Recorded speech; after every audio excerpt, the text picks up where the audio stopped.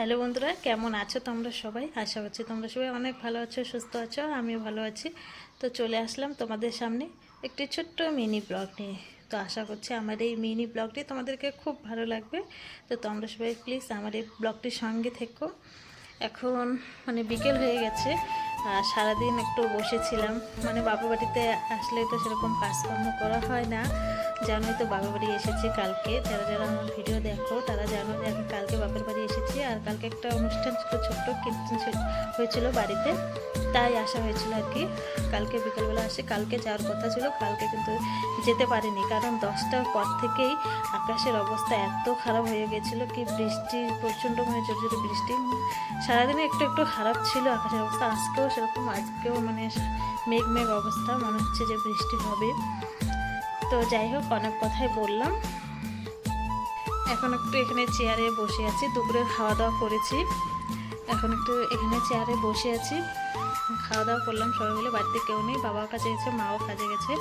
আর কালকের কাজ এখনও শেষ হয়নি। আর সকালবেলা আমাদের রান্না বাড়া হয়নি। কালকে অনেক ভাত আর সবজি বেঁচে গেছিলো, সেগুলোই খেয়েছি। আর আজকে আর রান্না করা হয়নি, রান্না করবো একদম রাত্রে। আর কালকের যে কাজও তো কমপ্লিট হয়নি, রান্না করা কমপ্লিট হয়নি।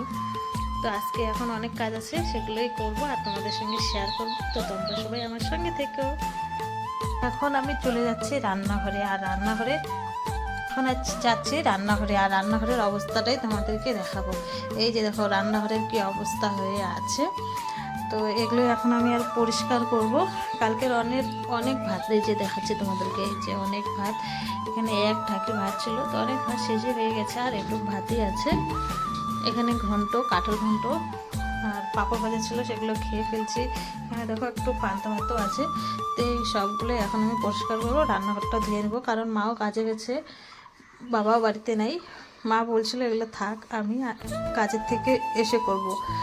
কিন্তু আমি ভেবে নিয়েছি যে আমি করব। সকালবেলা থেকে একটু বসেছিলাম, আর এখন কাজগুলো করব। বাড়িতে যেহেতু জলও নেই, কল থেকে জল আনতে হয়। তো এই রান্নাঘরটাই আমি এখন পরিষ্কার করব।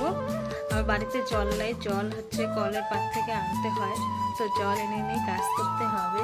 সকালবেলা থেকেই আমাদের দিকে অনেকেরই বাড়িতে কুয়ো নেই, তো সকালবেলা থেকেই কলে প্রচণ্ড ভিড়। এখন একটু ফাঁকা আছে, তাই ভাবলাম যে যখন কলটা ফাঁকা হবে তখনই যেখান থেকে জল নিয়ে এসে বাড়ির কাজ করবো। নাহলে না ওখানে কলে গিয়ে 10-15 মিনিটের মতো থাকতে হয়, তারপর 2 বালতির মতো জল পাওয়া যায়। তো আজকে ভাবলাম যে একটু কলটা ফাঁকা হোক, জল একটু বেশি পরিমাণে লাগবে। তো রান্নাঘরের অবস্থা এই যে তোমাদেরকে দেখালাম। তো রান্নাঘরটা একটু পরিষ্কার করে নিতে হবে ভালো করে। তো বেশি একটু জল লাগবে। তো যাই হোক, পরে দেখা যাচ্ছে তোমাদের সঙ্গে।